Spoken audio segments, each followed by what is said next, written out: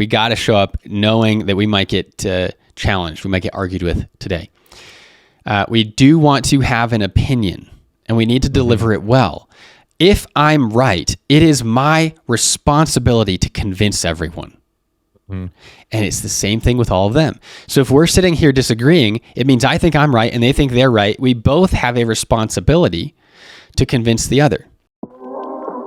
Welcome to the ClearBrand Academy podcast, where we take the mystery out of marketing and help you get more leads and sales with a clear brand and proven marketing tactics. I'm your host for today, Josh Ramsey, and I'm joined once again by our founder and CEO over at ClearBrand.com, Alexander Toth, for our second part in digging into the company culture at ClearBrand.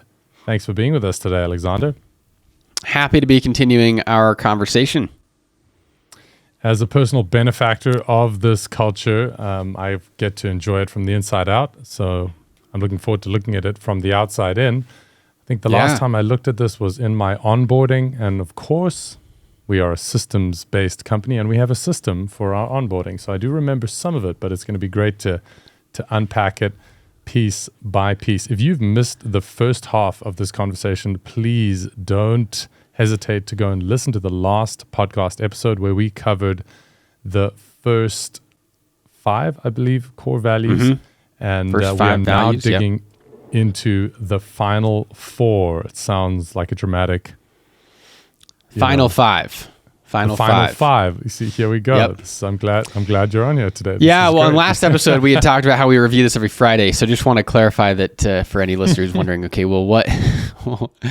Josh has not been part of these meetings because it's like 3 a.m. for you when we're having those conversations.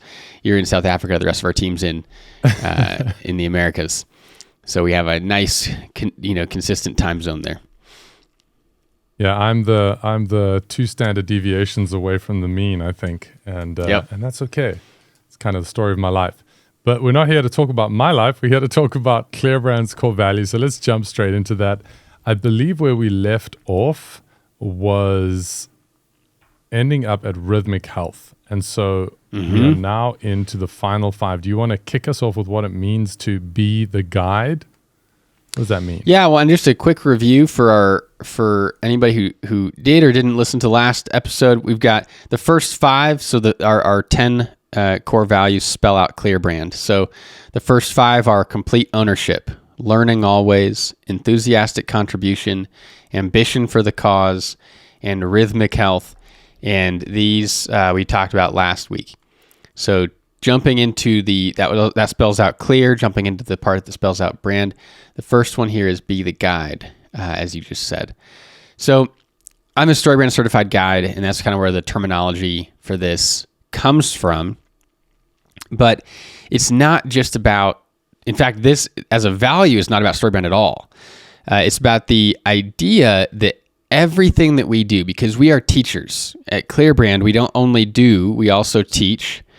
We have a do it for you, where we are doing everything for our clients. We have a do it with you, where we are partnering. It's kind of like franchising without needing a franchise. We're partnering, teaching people how to run their marketing department. And then we have a do it yourself.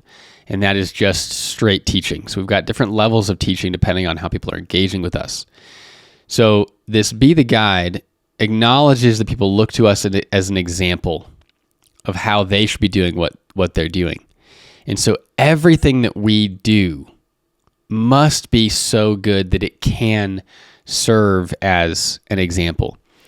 So we don't have a value that specifically says excellence.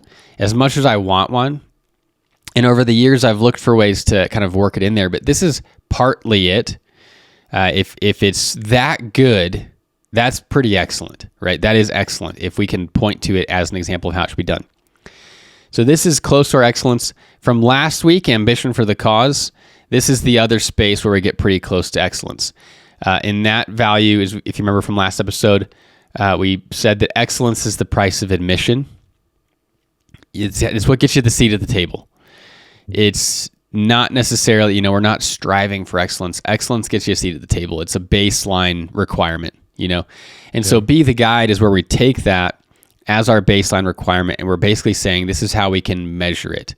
is it's so good that we would be proud to point to it as an example of how everyone else in the world should be doing this, that, or the other thing. Mm-hmm. Yeah, I come from a family of teachers, grandfathers and cousins and aunts, my mom as well. And I saw a quote about education. You're talking about training and being a guide, that education is it's the acceleration of maturation. So you can help someone mature faster than they normally would if they are following, sound training or following a good guide or being educated well. And I really like that idea. And it definitely, this core value, and some people may be wondering, you might be wondering, listening, we got 10, that's quite a few. And of course, that ties into what Alexander was saying last week about applying these and looking for behaviors that tie into these. And I think Be the Guide is a great one. Am I guiding someone with this action? Do I have a good reason for this action or this decision? So I think that standard is very, very useful, and it's definitely helped me in some of my decisions as a business development manager. Yeah. Yeah, part of how this turns into our actions, which is what all of this is for. It's not just to sit on a wall and look nice, But one of our goals is, and this is not a goal that we're necessarily tracking, but it's a really nice idea. We want every website that we create to be the best website we've ever created. And continually raising the bar like that is a difficult thing, especially when launching websites regularly. But I think that it kind of reflects that basic idea here. Is we have to be able to point to these things as examples, and so that's another way of kind of saying a similar or the same thing is, well, we want this thing to be the best thing we've ever done, and then of course that if that's the case, we could also point to it as an example. In general, I think teachers are held to higher standards, or at least they should be. Teachers should be held to higher standards. So as we have taken on teaching both in the academy and in our Amplify program, I think that this is also a reminder for us that we are held to a higher standard. I also like how it segues so nicely into the next core value, which is results, not intentions. And as a guide, if your student or the person you're guiding is doing something, they didn't understand the instruction or they didn't understand what you were trying to tell them to do, then it doesn't matter what your intention was in, kind of pointing in the right direction. Right. If they ended up in the wrong place, then there was something that wasn't quite good enough in that, that explanation. So let's dig into that one. Results, not intentions. Well, kind of sticking on that teaching point for a second, a lot of speakers will measure themselves based on what they said, but I think that the best way to measure a teacher is on what is understood. And that's, like you're saying, that's what this is getting at. But this results not intentions is bigger than that. That'd be one way to use the value of results not intentions, would be to say, not ask what did we teach, but ask what was understood. That's the result. That's the goal, right? So results not intentions is from Jim Collins' research, as so much of what we do at ClearBrand is. Jim Collins basically in his research discovered kind of the laws of physics, right? Is how you can think about it, but it's like the laws of business essentially. And he found that the great companies are very clear on the fact that they are measuring results. And so how we've defined this in our values here is our effectiveness is rooted in our results. We value substance over style, integrity over personality, and results over intentions. We design products and client experiences that exceed our customer expectations through excellence and transformational results. And so looking at this, one of the things that Jim Collins found is charisma is actually not necessarily good, because it makes it so easy to get caught up in a personality culture, like a cult of personality, essentially. It makes it so easy to get caught up in, oh, well, I really like that person. Oh, they tried so hard. But that's not the conversation that we want to be having. Yeah. If you're measuring a basketball game or a football game, or any sport, you don't measure the winner based on who tried hardest, right? You actually have to score more points than the other team. That's how you win. And in business, we don't have a scoreboard, which I think would be nice if we did. It would kind of clarify a lot of things. But in business, there isn't a scoreboard. In Simon Sinek, he asked the question, well, who even agreed to what the rules are? Which I think is an interesting question, but we all kind of agreed that revenue and market share and customer base, things like that, are really what this is about in terms of if you want to beat, competition. But for some folks, it's about, hey, I just want to feed my family, And so this here is not saying we need to have more revenue than our competitors. It's saying we need to get results, not focus on how hard we tried. And so we've got to first define those results. Is it, I just want enough to feed my family? Is it, we want to help 1 million people grow their companies? What are the results? Is it for this particular project? Is it launching a website that accomplishes X, Y, and Z goals? So we're going to focus in on those results. Yeah, it's we were talking about the scorecards, and as I've been doing a lot of research into the podcasting space, and it's been very interesting to see different podcast shows kind of writing their own scorecards and then using certain metrics that nobody else is really using that paints them in a certain light. And I was like, well, that's kind of interesting. So yeah, I think they're, and I do love the idea that, there are these kind of market norms that we all can't really ignore. And you mentioned, market share, revenue, customer base, some good ones there. We could definitely unpack a lot more. And I think I wouldn't want to go too far down that road. I think that it's really about defining what are the results for you. We're not necessarily a failure because we haven't gotten bigger than Deloitte at this point, right? That's not the results that we're tracking at the moment. Some of our results are at ClearBrand, revenue growth, the number of people who we're helping, the number of businesses we're helping, things like that. And those are the results that we've defined. I think that what it comes down to is that defining it and measuring it and not getting confused about the intentions. I want to give you a chance to jump back in here. I feel like I'm monologuing a lot. I've got a lot to say about this one, but no, I think it's an important one to unpack. You do know these core values just slightly better than I do. So I think it's appropriate that you've got some good airtime there. I also think that this touches on a piece of honesty or a piece of integrity around really looking the mirror dead on and looking at what's there.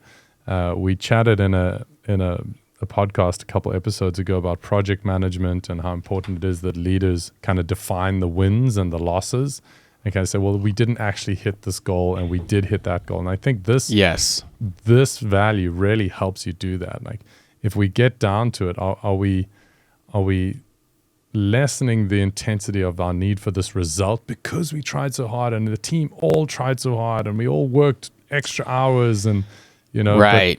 We didn't get it, guys. And we're not going to pretend like we did. Because if we pretend like we did, then we're going to start on a slow slide all the way down to 0 results, but everybody gets a participation. That's a new word. A participation trophy. And nobody's going home with a win, which is what we need in business. Exactly. And, and that's a massive part of this. Research shows that one of the best ways to motivate people is to not demotivate them, number one. So don't sit here and do rah-rah inspirational speeches every day. But it's actually, instead of the rah-rah inspirational speeches, it's just getting results. Winners want to win. So if you want to attract winners, you got to be winning, and that's what keeps them motivated. You get to the end of a basketball game, and if your team won, you are motivated. You don't, no inspirational speech necessary. And so that's another big piece of this. And I like what you're saying about not fooling ourselves. If we are actually getting results, we are actually motivated. which I love.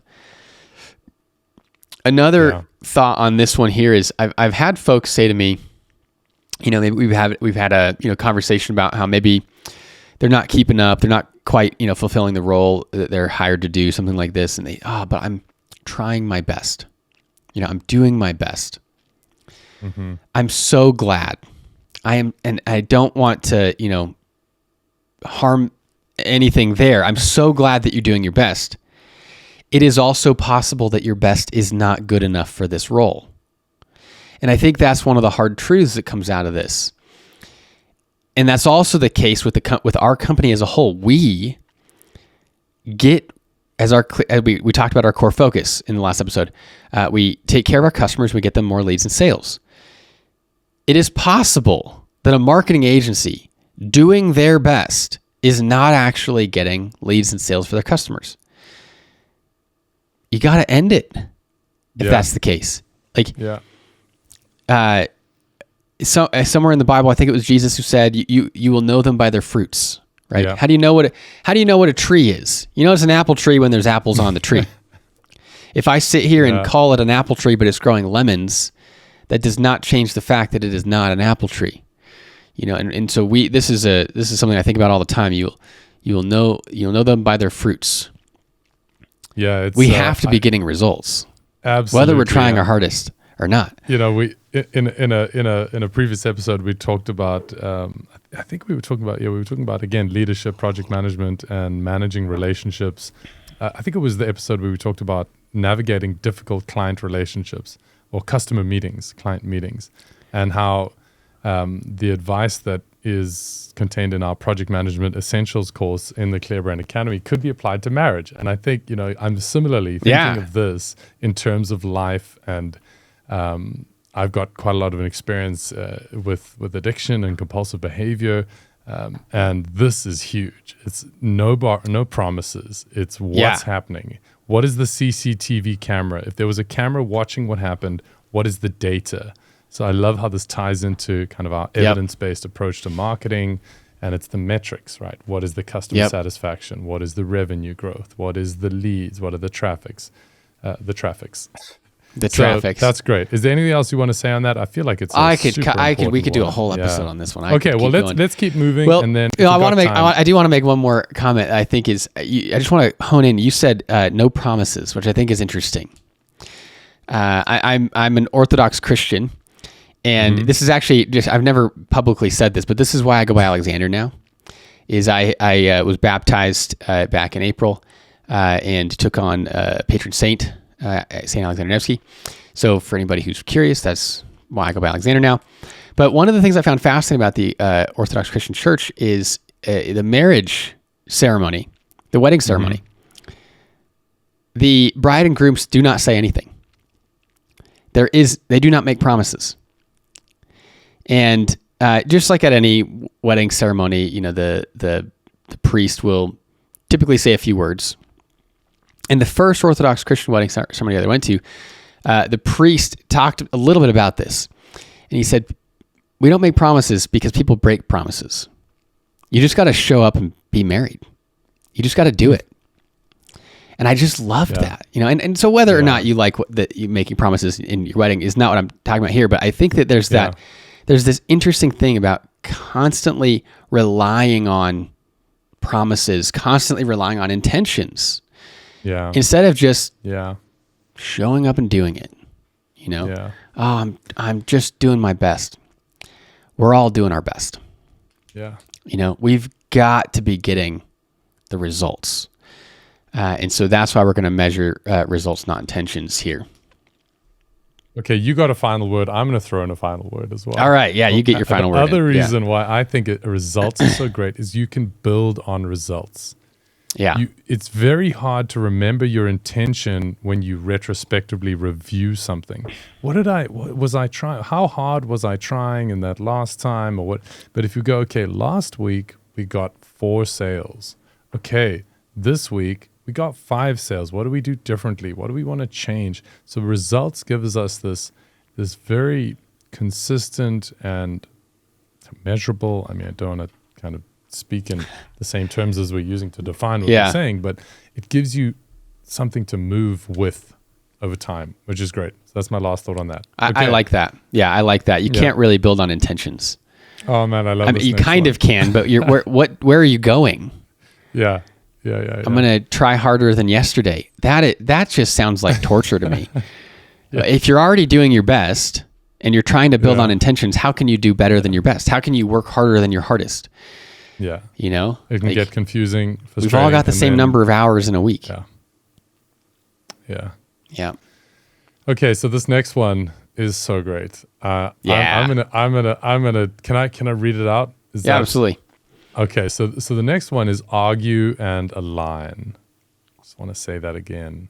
Argue, breathe, think, and align. Okay, so we dialogue and debate in search of the best answer, not for the sake of looking smart or winning a point, regardless of rank. We consider alternatives, challenge one another, we listen to minority views, we scrutinize assumptions, and enable every participant to speak up without fear of retribution. Once a decision is made, we align and unify behind the decision to ensure success, even if you disagreed with the decision. Oh man, I'm going to make a t-shirt. Align, argue, and align. I'm going to get a t-shirt made. This might be one of my favorite. Yeah. I love this one. There's a lot to unpack here. I think we should probably just go through this piece by piece because, I mean, first off, let's just talk about argue because not a lot of folks like it. Not a lot of folks like arguing. So there's different ways we have thought about phrasing this, but it's not just about the argument. It is about aligning at the end, right? So argue and align is nice because you have the A and the A. We've also at some point called it fight and unite. Okay. We did at one point call it ClearBrand. So it doesn't fit in a ClearBrand. Exactly. It's got to go. There's no F. Got to go. We had talked about debate and unify at one point. It's all the same basic idea. So what I've seen on research, and I've looked into how do we normalize this as much as possible. And people like the term debate. They feel more comfortable with debating than they do with arguing. And so if that's easier for you, just think about it in terms of debating. Right? Dialoguing, but it's a step beyond dialoguing. You know, it's not just talking about this thing.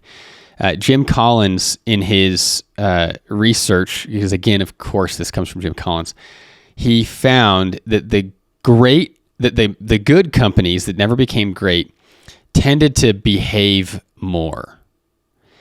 The great companies would have these meetings where they're yelling at each other and they're pounding on the conference tables because they care.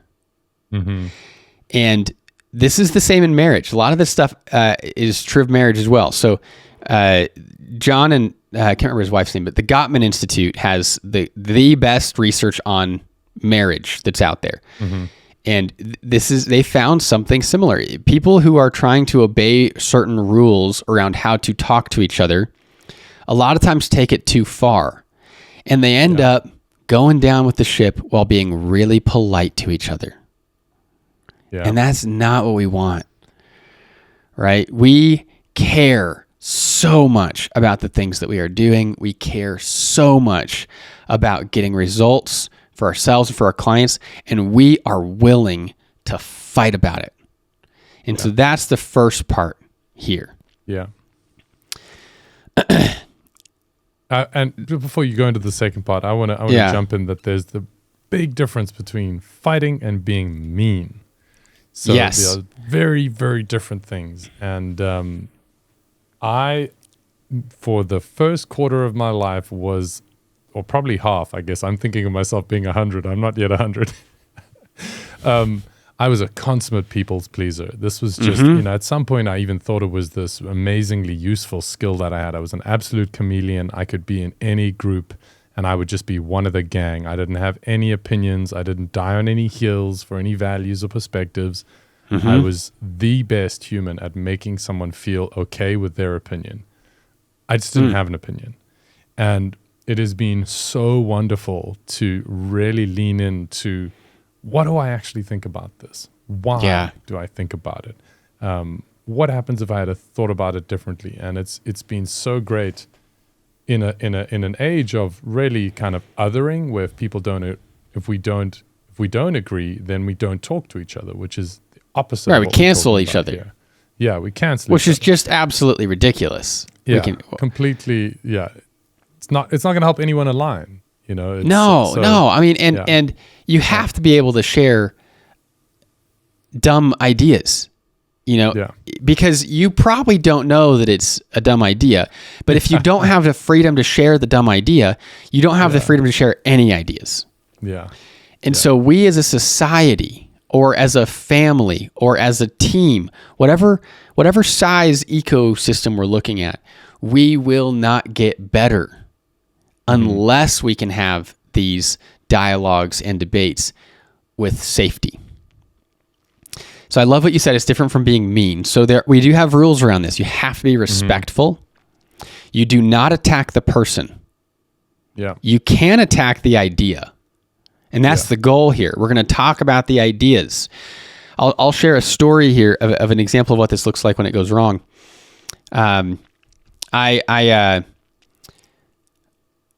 was offering to help a person with a goal that they had. And they were kind of putting together a team to accomplish this goal. And I said, hey, just want to let you know, you might not want me on your team because I'm a really big fan of dialogue and debating, and not everybody likes debating. I also ask hard questions. This person said, oh, I love debate. Great. Awesome. Okay. We had our first meeting, and I wasn't invited to the big team yet. I was invited to a very smaller version of that. It was just 3 of us. And so I started asking some questions to understand my role. What is it that we're doing here? Pretty quickly, I could see this person's hackles get raised, like on a dog that knows something's up. And as I continued asking questions and making a couple of comments, not necessarily about things that they were doing, but about my own beliefs about how to achieve excellence. And this person dove in, attacking me. You don't know what you're talking about. You've never done something like this before. I have people on our team who have been in business, for decades longer than you. I'm like, hold on a second. So I asked, did I say anything untrue? Well, no. Okay. What are we upset about here? Let's dive into that. And let's unpack it's this. very uncomfortable. What'd you say? Yeah. No, I was going to say, like, imagining in the moment, like, okay, let's talk about this. Like, what's really going on here? You right? And I was just confused. Like we hadn't gone anywhere in the conversation yet. But it's an example of how things can go wrong. And I'm intentionally being vague with this particular story because I don't think that the details matter. It happens all the time with lots of people, with lots of circumstances where we don't like a question that's asked. And so we don't answer it, and instead we just attack the person. Why would you ask something like that? Or we don't like that they're attacking something that we've done. Oh, we worked so hard on this thing. You can't attack that thing. We've already put in this many hours. Yeah. I love how what you're alluding to here is the preparation, and that's what core values are in essence. It's someone, this is what we're doing here. You got to know what's going on here before you jump in. You can learn a whole bunch of stuff before you trial and error your way through how you approach being here. And in your example, you did the same thing. So listen, I just want you to know that if I'm on your team, this is the kind of stuff we've been doing. And we've just we've started accepting guests onto the podcast, and this is one of the questions in the application.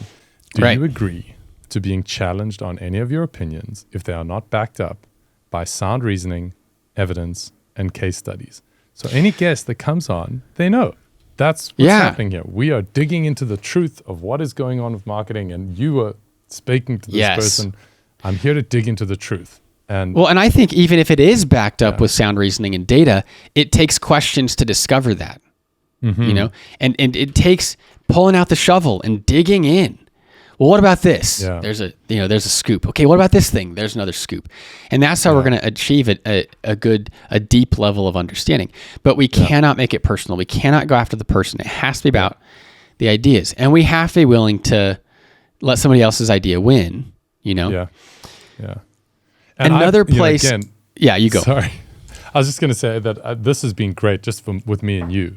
You and I have really dug into this argue and align. And I just want to share that image that we were just discussing about after we'd had one of our kind of arguing and aligning sessions of sword fighting.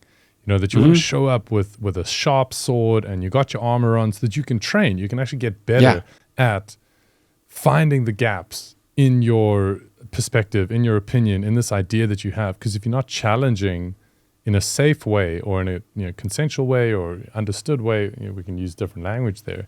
You're not going to come out a better swordsman in the metaphor or a better role, whatever role you're in. You're always just going to be coasting along because nobody wants to get too real. Ray Dalio in his book Principles has a principle he calls the 2-minute rule, which is basically that everybody gets 2 minutes to describe or defend their idea, right? We can't, jump in and cut them off without letting them speak. So this also includes listening. So a couple kind of rules of thumb here. We want to show up to every single meeting prepared. You got to show up knowing that we might get challenged. We might get argued with today. We do want to have an opinion and we need to deliver it well. If I'm right, it is my responsibility to convince everyone.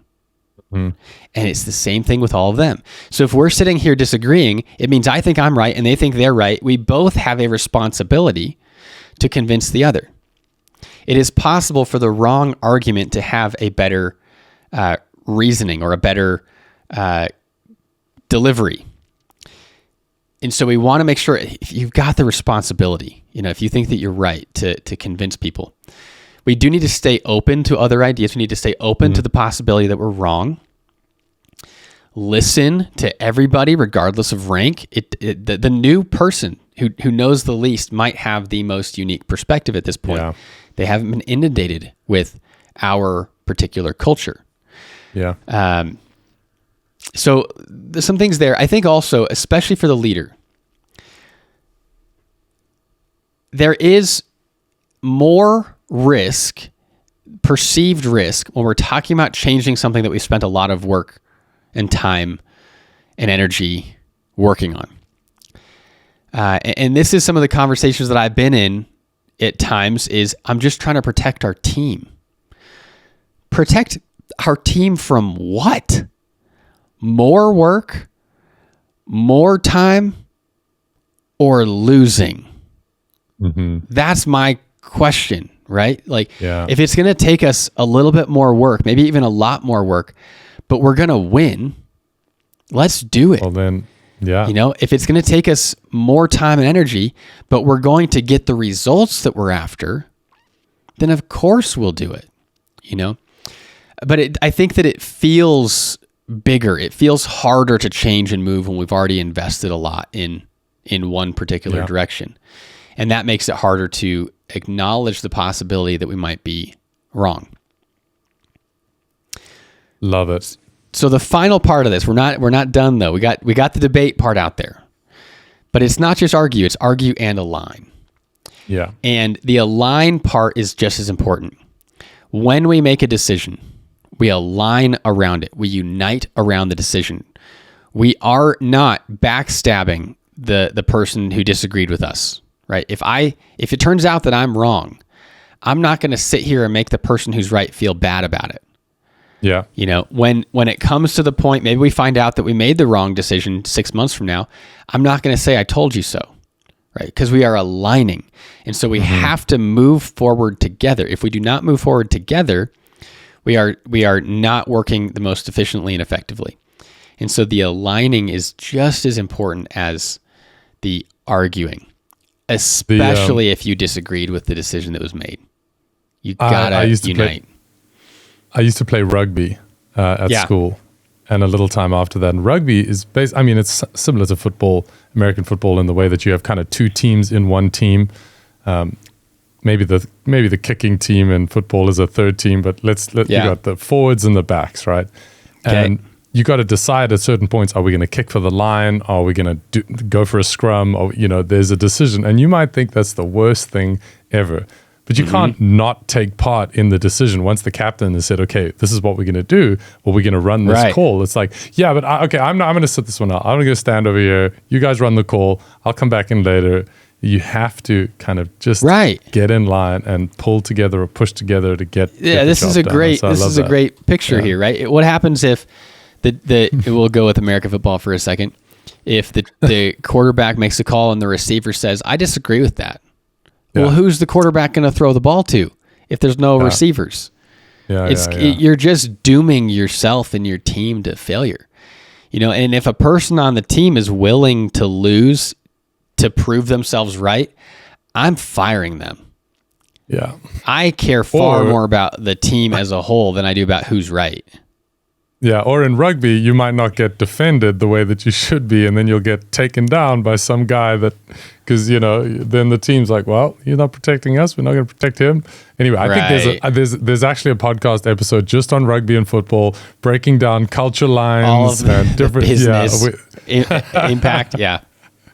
Yeah. Okay. Great. Yeah. That's awesome. Arguing and aligning is awesome, and I really enjoy the value that it brings me personally, and I've been applying this in all areas of my life, and it's been astounding. So big up on arguing and aligning. Final picture that comes to mind as we're talking about arguing and aligning is it's back to this image of us in this kind of sword play where we've got our sharp swords, because if one person isn't showing up trained and ready, they can get sloppy and they can actually get injured themselves because they're not coming in with enough intensity. So I think that's, just again, more of this metaphor of go in prepped, stand on the opinion that you have and show up in a way that is really going to find the truth of the matter. And that's the piece that we're digging into, not personally. So that was great. Yeah. Yeah, and I think in this instance, injury can be hurt feelings. It can be feeling like you weren't heard. But, a lot of times what I've seen is in instances like that, it's just because the person wasn't prepared, like you're saying. Yeah. In order to be heard, you have to speak. In order to be heard, you probably need to have a good opinion that's backed up with research. I've got a friend who would... we would have similar conversations to this in different arenas, and this person would tell me that I didn't listen to them. Mm-hmm. What do you mean? Well, I had said this thing is good, or I had said to do this thing, and you didn't do it until this other person said something. And my response was, well, they convinced me. You just said to do it, and I asked you why, and you said because I think so. That's not a reason, right? Yeah. That person said to do the same thing, and I asked them why, and they convinced me. They gave me the reasons. Yeah. They gave me the data, right? Yeah. And that person had been feeling like I didn't listen to them, but that's not what was happening. Yeah. They just weren't showing up ready and then bringing out their opinions and taking the time to share their thoughts. Yeah, and just final thought on this as we move on. Really love the idea of what is being said being separated from who is saying it, because this then gets around all the status and ego, and if your intern doesn't feel safe enough to say, hey, why are we doing this thing, or this is the perspective I have. That's an indication of the canary in the coal mine that is, there's something going on there if it doesn't feel safe or inclusive, or, also not to the end of the earth with that, like everybody's got to get their 10 minutes in just because everyone has to. But again, the separation between and that's like 2 minutes. Yeah. Yeah, everybody can definitely have 2 minutes for sure. Yeah, I think that's a good rule of thumb. I like Ray Dalio's stuff. Yeah, and I think that line between who is saying this thing and what is being said is also, there needs to be this piece of integrity, and I'm kind of segueing into our next value here of me kind of reflecting as I'm speaking or as I'm disagreeing. where am I targeting? And that's kind of an internal. I need to check where I'm targeting. Am I targeting the idea or am I targeting the person? So that it doesn't. I don't have to wait until someone calls it out there. So this idea of nonstop integrity, which is our next core value, if we could dig into that. Mm-hmm. Yeah. Okay. So nonstop integrity. So we added this. This has not been a problem. This has not been a hiring and firing thing yet. It's tough to gauge integrity in a interview. By the way, interviews, it's kind of like the first date. Everyone all pretty. They're just there to keeping win the this crazy in the back seat. attention. Yeah. They're put their best foot forward. Yeah. But we added integrity, nonstop integrity, to our values because we have seen marketing that is dishonest. Yeah.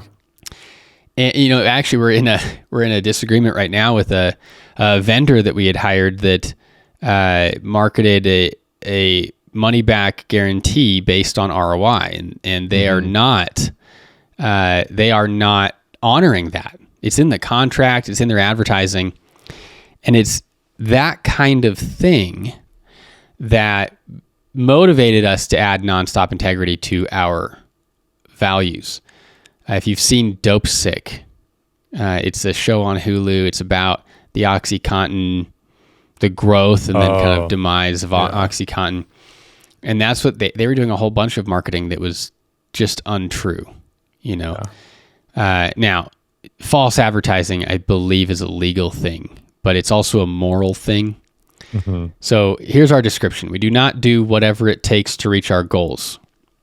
We maintain our integrity and realize that how we get there is just as important as where we get to. This is in conflict with ambition for the cause intentionally. There's a line in the ambition for the cause description, which we talked about last week, that says we do whatever it takes. We have an iron will to do whatever it takes to reach our goals. And this is saying we do not do whatever it takes. And it's this intentional conflict between the two that I really love. So we need to, in one sense, do whatever it takes to get where we're going, while also considering, is this honorable? Is this honest? Am I being a person of integrity? Yeah, I like how we're double layering core values here, and maybe even triple layering. And we haven't mentioned it here, but the both and is obviously very important. Absolutely. As an option, instead of an either or. So I like how we're building, it's a dream within a dream within a dream over here, Alexander. This is a very deep core values process we're going on. No, I love it. And that's probably, actually, now that you mentioned that's probably a better way. Instead of saying we do not do whatever it takes, it probably would be better to say the ambition for the cause and the nonstop integrity should function as a both and, not an either or. Yeah. It is this both and between the two. We are not going to lie in our marketing like this vendor of ours did to close a deal. That is bad, right? If we're not going to honor a money back guarantee, we just shouldn't advertise it. We should not have it in our marketing. We should not have it in our contract, right? That is dishonest. And that's where the nonstop integrity comes in. There are other ways where we can have ambition for the cause and we can close those deals honestly and with integrity. And that's what we're going to lean into. Yeah, I think I'm interested in nonstop integrity because I think it's a lot easier to be integrous when you know someone is watching, when you know that there's an accountability or responsibility. But this idea of nonstop, we're a remote team, we're fully remote, and we have our daily stand-ups and we have a bunch of meetings that are great. But that nonstop integrity, I think both internally as a team member and then also externally into the marketplace and what we're doing out there, there's just so many angles in which integrity is very useful. And again, I think it's wonderful to remind you that, you the listener right now, that this is about greatness, right? There might be ways where integrity stops a good outcome or stops a short-term profit, but building something truly great, it needs to be solid. My dad has got a great saying for business, and it's one that he's constantly, well, not constantly, there hasn't been a constant need, which is, you'll realize why I have to give that preface when I say it, but he's reminded me of this over the years, and he actually turned down one deal in particular, and this was his idea of nonstop integrity, that if you can't talk to your kids at the dinner table about what you're doing, it's probably not the kind of thing that you should be doing in business. And that's something that he's lived with his whole life. So thanks, Pop. That's interesting. I guess that would depend on the person and what kind of internal tolerance they have for the things that they talk about at the dinner table. For the things I guess he's my dad, so he okay knows with their kids knowing. But that's a good guiding principle there. Yeah. If you have the tolerance and you're okay with your kids knowing X, Y, or Z, go for it. Well, I mean, that's true, because if you look on social media, I mean, there's some parents and children involved in some stuff that not all parents and children would probably feel integrous being involved about. But I'm glad we leaned into the argue and align there. Yeah, but it is kind of a personal method of asking, sure, is this integrity or not? You know. But I think what it does point to as well is that integrity is often a relational thing as well. So there's the integrity, but it's in relation to, like, it's what am I doing in relation to my values, or what are we doing in relation to what we say we're doing? So it does seem to be that there's, and I think that's what I like about this image of what am I doing in relation to the person that I tell my kids that I am, or the people out there see me as. Absolutely. So, some interesting ideas. Yeah, I think another potential approach to that is what would you put on social media?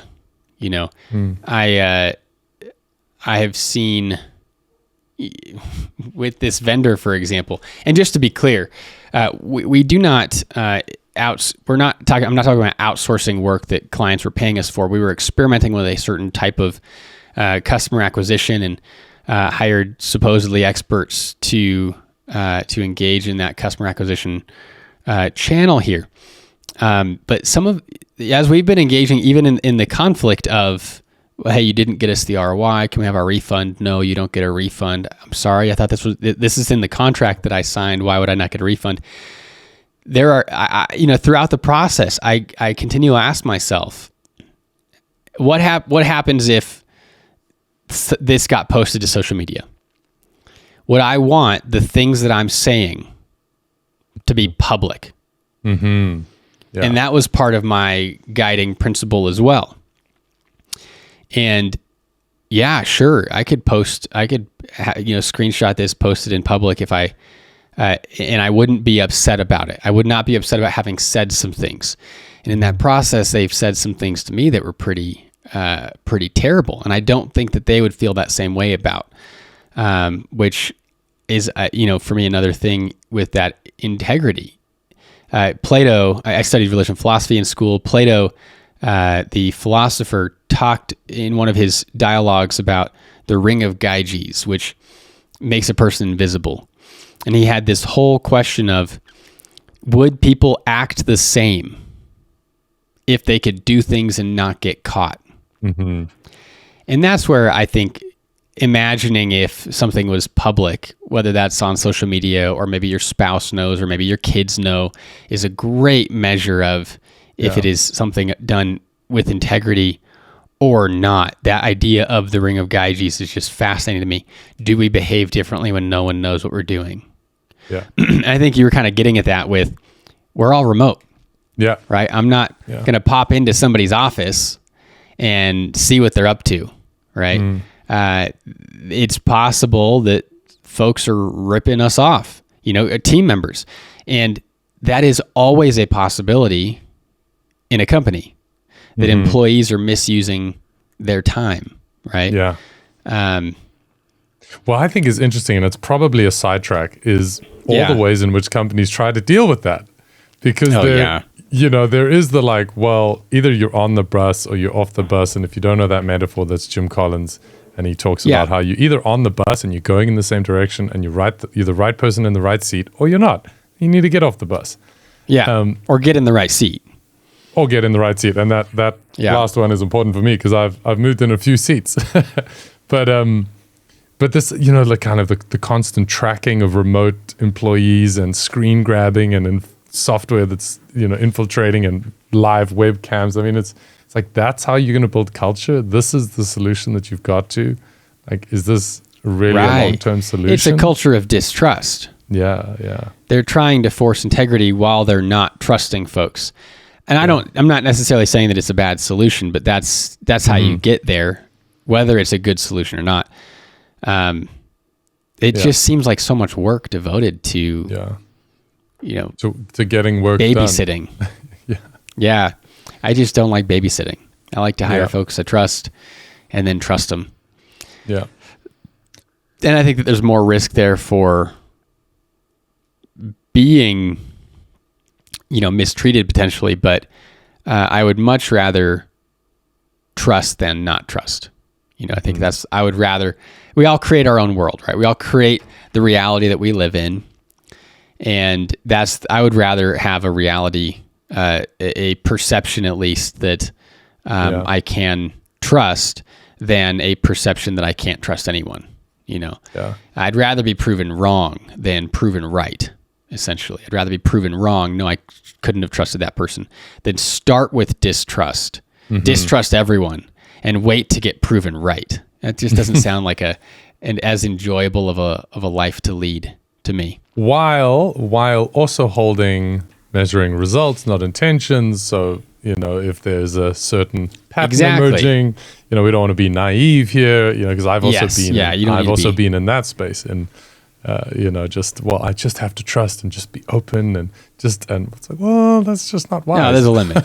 There's definitely a limit. Yeah. So there's maybe some discipline that's required. And again, I'm segueing into our final core value. Here we go. Disciplined collaboration. Disciplined collaboration. This is one of my favorites. I'm sad that there's no D in ClearBrand until the very end. But I do love this one. So collaborate. Here's the description that we've got. Collaboration breeds quality. We collaborate at the right moments. Be fully honest, clear as kind. Even when it's hard, give and hear direct feedback to make things better. So there's a relationship here between argue and align. Giving and receiving direct feedback could also be considered argue and align a little bit. And the key here that I like is we collaborate at the right moments. It is possible to collaborate too much. It is possible to collaborate too little. And so what we found, especially for creatives, we don't want folks, breathing down our necks all the time while we're being creative, while we're trying things, while we're, writing or designing or developing or something. And so we want to give the space to do that on their own. Yeah. But then when they're done, that's the point where we want to say, hey, this is going to go to a client. Let's collaborate before it goes to a client. Yeah. Let's look at this together. Let's work on this. We just did this for a logo we're designing for a client. I was just thinking of that. Yeah. Yeah. It was a great conversation that, it was kind of, we like this, we don't like this. And then we kind of got more specific. Okay. What would we want to change? What would we want to adjust? And after, 15, 20 minutes, we arrived basically at one change. Yeah. That I think made a big difference. Yeah. But it's, did it? I mean, the client is looking at it right now. Okay. No data I loved how it turned out. Me too. But I think for me, part of collaboration is acknowledging that I don't know everything, right? And that would be each creator acknowledging to themselves that they don't know everything. Yeah. And so it's possible, this idea of I'm just doing my best. Well, great. That's why we have a team. Yeah. Is so that we can all do better than our individual best. Maybe after staring at a logo for 10, 20 hours, you're starting to see blurry a little bit. You're getting cross-eyed. Great. Let's get the team it finished. In here. Yeah. Right. Let's throw some ideas out there in this safe space. Same thing with writing. I've always found that writing, it's kind of like designing, but you're doing it with words. And so it's possible you get to a point, you're just going a little cross-eyed. You bring somebody else in, you say, hey, what do you think? And they've got ideas that you never would have considered. It's like, great. You don't have to listen to all of them. And that's definitely not what we do in collaboration. The creator is the one who gets to say yes or no. But it is this open space of that feedback and that conversation. Yeah. And you're talking to folks who might not be experts in that area. And we do that on purpose, right? We're having the designer talk to the writer, for example. Because if we got a bunch of designers in the room, they might all think about the rules of design a little bit too much. But the writer doesn't know the rules of design. So they're just throwing things out there. And I like that. I really like that for, for brainstorming, for thinking outside of the box a little bit. It's probably evident to you and intentional as well, but I've just noticed right now that every core value has at least 2 words or more. And this is significant to me because I've, as I've mentioned in some of the other podcasts, I've got a background in organizational development. So I used to go into companies and talk to them about these core values and how are they being applied. And seeing this word collaboration just brings to mind this, it was for a big retailer, which is a very high kind of stress environment. And there was one guy who was kind of just very much about get it done. Like, we don't have time, just get it done. We don't have time. There's no time. There's time. And I think this could have got him into that workshop that we ran about, it's disciplined. It's disciplined collaboration. Yes. It's not just collaboration. It's not endless collaboration. It's not let's all hold hands and just run around in circles singing about this thing that's happening. No, it's disciplined. We're going to set aside a certain amount of time. Each person's going to have, and having just experienced it in the logo review, it was great. I gave my feedback and you were kind of like, well, what are you saying actually? And what are the 3 things that you are trying to, so there's this really great layering of all these values that result in getting more done in less time and various other things that and I think improving the quality too. Yeah. Steve Jobs heard, I can't remember where he heard it from, but it was the bringing together of 2 kind of separate industries is where, brainstorming and brilliance come from. I'm really screwing this up, but that's the basic idea, right? So Steve Jobs decided to stand at the intersection of humanities and technology. And that's kind of where we got these products from. How do we make these things easy to use rather than just, this very technical computer? How do we make it easy to use for the people who are going to be using them, right? And he was looking for that intersection of separate ideas. And I think that's part of why I want to hear from multiple team members who don't necessarily do the same thing. If we're just keeping the writers in a room together and the designers in a room together, we're losing this cross-pollination. When they were designing the new Apple, its spaceship as it's known, one of the things Steve was talking about with the team was he wanted to create these spaces where people from different areas of the company would cross paths, because he wanted them naturally to have conversations, knowing that was where a lot of the good ideas come from. And so that's another part of our approach with discipline collaboration, is intentionally getting these people together who work maybe on different parts of the project, right? So the writer and the designer, they're both contributing to the website, but they're doing it in different ways. So they're working on the same thing from different perspectives. So yeah, of course, I want the designer talking about the words and the writer talking about the design, right? Our customers at ClearBrand, they're not necessarily marketing experts. Yeah. Our clients' customers are not marketing experts, right? If we're working on a website for a supplement, for example, people who buy that supplement are not going to be on the website saying, well, this is how good copy is written. Like, they're just there to buy the supplement. Yeah. So I want somebody who knows less about that particular aspect of the site to be looking at it. That having, the designer or the project manager or somebody reading the content and saying, would I buy this? Rather than reading it and saying, well, you didn't follow the structure of writing, Sure, we can have the writers talk about the structure of writing, but the customers aren't. I just want to know if you'd buy it or not, and why, what connected with you. Read it as the person who would experience it. and so that's a big motivator for me. And I'm sure that there's similar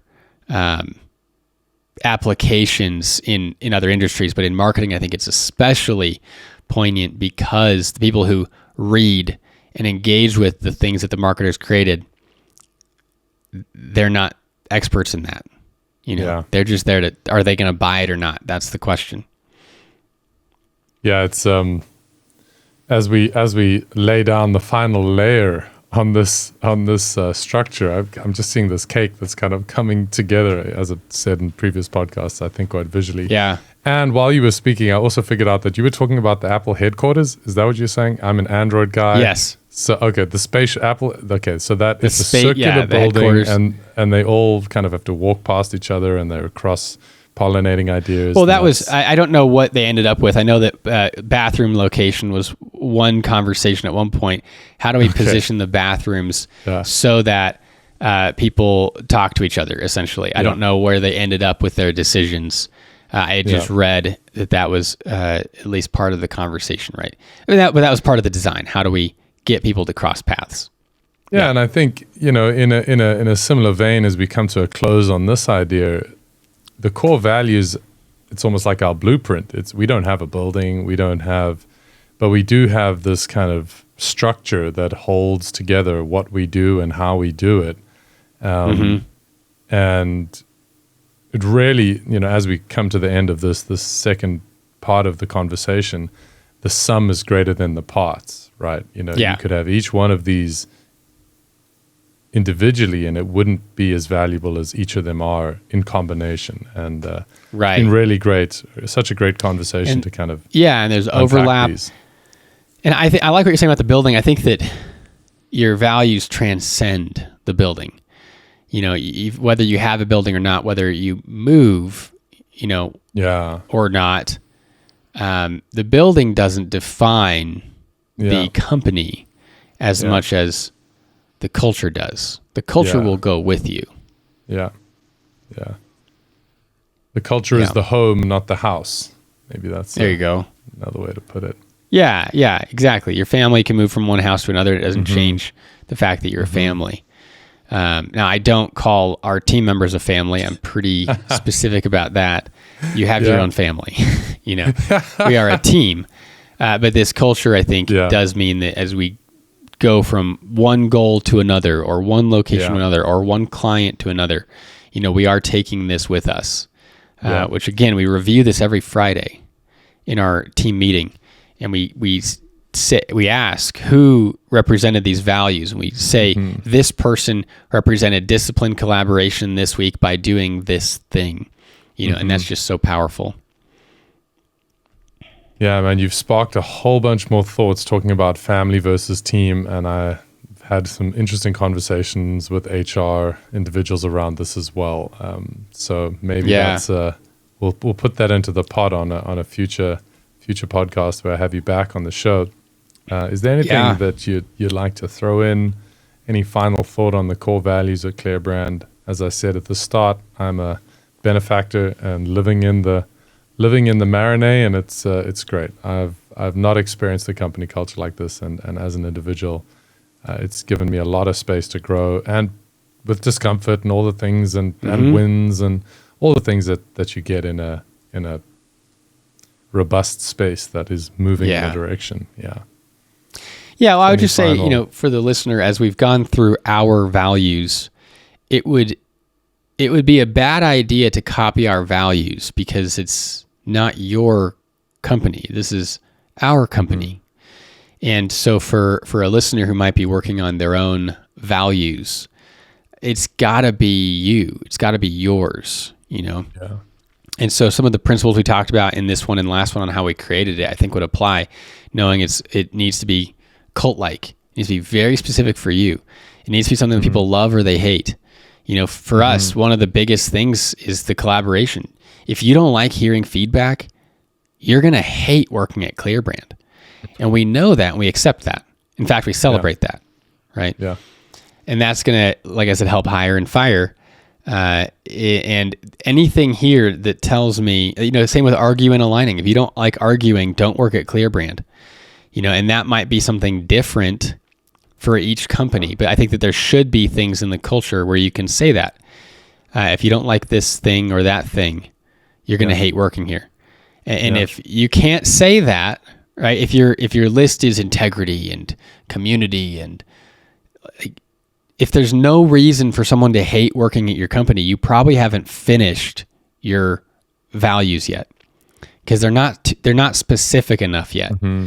You know, it's got to be something that some people will love and some people will not. And so I would just keep going until you're there. Yeah. Yeah, it does make me think of the Latin root for the word decide is to cut off.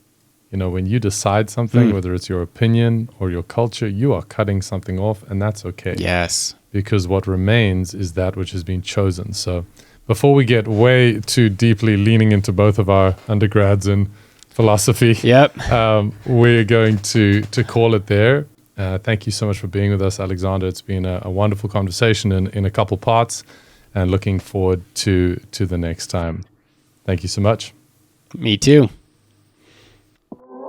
Thanks for listening to the ClearBrand Academy podcast, where we take the mystery out of marketing and help you get more leads and sales with a clear brand and proven marketing tactics. If you liked this podcast, please leave a review on Apple Podcasts or wherever you listen to podcasts. If you'd like to outsource your marketing to our team, go to clearbrand.com.